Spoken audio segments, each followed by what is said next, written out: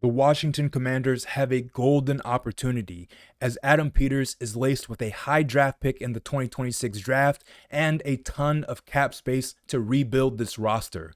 Welcome in everybody to Commanders Digest. I am your host, Carl McManus, and the news of the day coming from John Keim of ESPN saying after today's results, Washington can draft no lower than 7th. Currently tied with the Cleveland Browns, but the Browns hold the tiebreaker based on strength of schedule. Many good players will be available regardless. The key, pick wisely. Now, we've been following this for a couple weeks now. Washington holds the seventh overall pick in the NFL draft, with a lot of help still on the horizon.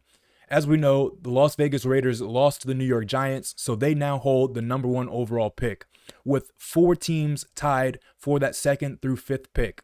The Giants, the Jets, the Titans, and the Arizona Cardinals. Of course, Cleveland and Washington tied, with Washington falling to 7th based on that tiebreaker.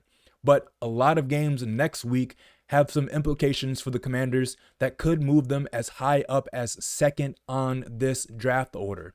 So the Jets play the Bills, the Titans play the Jaguars, the Cardinals play the Rams, the Browns play the Bengals, and the Cowboys play the Giants. These games, if they go the Commanders' way, could push them as far up as 2nd in the draft order. And of course, tiebreakers would determine that with strength of schedule. But Washington, again, has a golden opportunity. As John Keim mentioned, plenty of prospects, and we all know Washington has plenty of holes on their roster. So this is how Tankathon lists their best prospects in this upcoming draft. On this channel, we've already broken down Arvell Reese a little bit, Ruben Bain Jr., Caleb Downs, Jordan Tyson, Carnell Tate, and David Bailey, all players that have been mocked or at least rumored to the Washington Commanders based on their needs. Arvell Reese is a do-it-all linebacker. He can line up as an edge rusher. He can play coverage as a linebacker. He's a lot like Micah Parsons in Dallas. Ruben Bain Jr., class edge rusher of this class. And of course, David Bailey, another guy who just racks up sacks. Then we have safety Caleb Downs, one of the best coverage safeties in college football right now, in the vein of Kyle Hamilton with Baltimore and Brian Branch of the Detroit Lions. Then we have Carnell Tate and Jordan Tyson, wide receivers that can have been compared to Jackson Smith and Jigba, who could be the NFL's offensive player of the year, and Carnell Tate, who's been compared to George Pickens, of course, a breakout season this year in Dallas. But these are all players that Washington could have either at 7 or if they move up, and of course, still with the possibility of trading back and acquiring more assets. But the Commanders have a lot of holes, as I mentioned. So not only will they be relying on the draft, but they'll have to rely on all the cap space they'll have moving forward. The Washington Commanders have the 5th most cap space available to them heading into the 2026 offseason. $81 million in cap space, with $60 million of that being effective cap space. Of course, you have to factor in the draft picks that you'll sign and the cap holds for players that will end up signing elsewhere. But the Commanders having one of the highest cap holds, or one of the highest cap thresholds in the NFL, if I can get my words out. They can use this along with a high draft pick in 2026 and reshape this roster. We know Adam Peters has spent a lot of draft capital moving on to acquire players like Laramie Tunsil, Deebo Samuel, and Marshawn Lattimore, who haven't necessarily generated success for Washington. I personally hope that they give Laramie Tunsil a huge extension and they at least consider bringing back Deebo Samuel. Marshawn Lattimore, I feel bad for him, but his time is probably up unless he signs for a smaller contract. But with all this cap space, Washington has ample opportunity to go out and sign some premier free agents. Now, I know a lot of you are probably saying that's exactly what the Dan Quinn or Dan Snyder era Commanders used to do, was go out and spend a lot of money on free agents. But Adam Peters is a lot different than that. We've seen some of his success when it comes to free agents, signing guys like Frankie Louvu, signing guys like Tyler Biadasz, and trading, of course, for Deebo Samuel, trading for Laramie Tunsil. and signing guys like Bobby Wagner, guys like Will Harris, and even last year, Jeremy Chin as a safety. So this is Adam Peters' track record. He's not going to go out and sign the flashiest free agent that's available, but he's going to spend his money wisely, and that starts with some of the Commanders' biggest needs. To me, that list includes edge rusher, as you guys have all mentioned on the channel in the comments, linebacker, safety, running back is up there, wide receiver, and of course, edge rusher. Or in tight end. Tight end is also one of the Commanders' needs. But here are the top 5 available free agents as edge rushers based on market value. Now, again, I'm not saying just go out there and throw all your money at one guy, but Trey Hendrickson was already a guy that was rumored to Washington in the offseason, and he's hitting the free agent market. He did not sign an extension with the Cincinnati Bengals, and is unlikely to, and of course, suffering an injury. So we'll see how that affects his market value.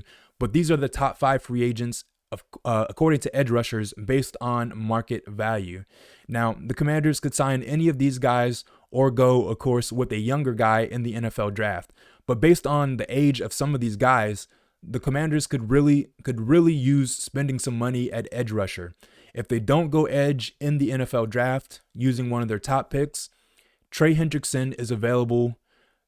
Joseph Asai is available. Joey Bosa is available. These are guys, of course, Bosa and Hendrickson being older, but these are still guys with plenty of gas left in the tank for Washington to sign. But moving on from edge rusher, you have guys at linebacker like Devin Lloyd. Again, Bobby Wagner is a Hall of Famer, hands down. He's 5 tackles away from reaching 2,000 for his career, and only 2 other players have done that. Ray Lewis, who's in the Hall of Fame, and a former Washington linebacker in London Fletcher, who is bound for the Hall of Fame as well. But you could spend money here if the Commanders needed to. Again, I really like Jordan McGee. Jordan McGee has come on of late, and he's a guy who learned a lot from Bobby Wagner, and he played middle linebacker the past couple weeks with Bobby Wagner moving to the edge a little bit more. So, of course, the Commanders don't need to spend here at linebacker, but if they needed to, these are the top 5 players available based on market value. Moving on, of course, cornerback is also a need. Marshawn Lattimore, done for the year with a torn ACL. Trey Amos breaking his leg. We've seen Mikey Sanderstil struggle in his second year.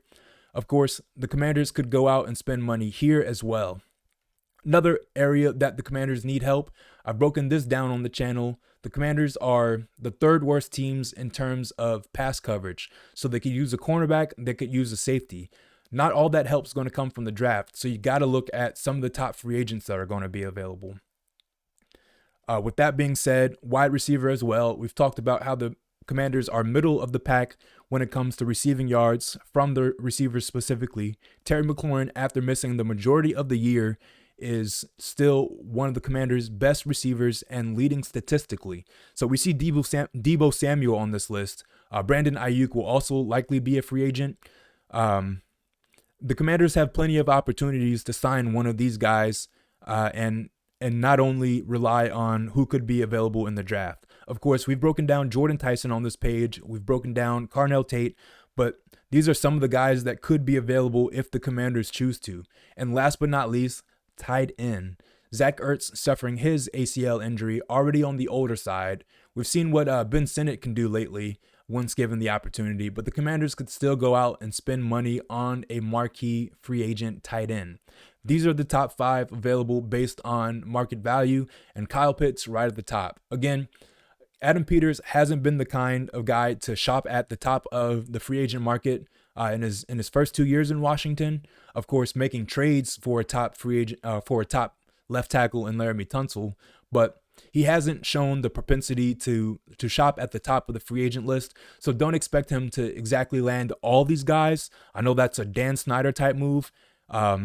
Josh Harris, new principal owner, is not that type of guy. He's not just going to demand that the Commanders go out and sign the best possible free agents just because they're due the most money. Adam Peters will do the most with what he has, and that is a lot of draft capital. Again, the fifth most cap space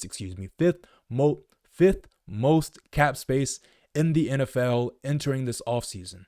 So whether they use one of their top picks that they could land, or they use all their draft or all their cap space, the Commanders have a golden opportunity to improve this roster for next year. Thanks everybody for tuning in and bearing with me as I stumbled over a few words. We'll see you next time here on Commanders Digest.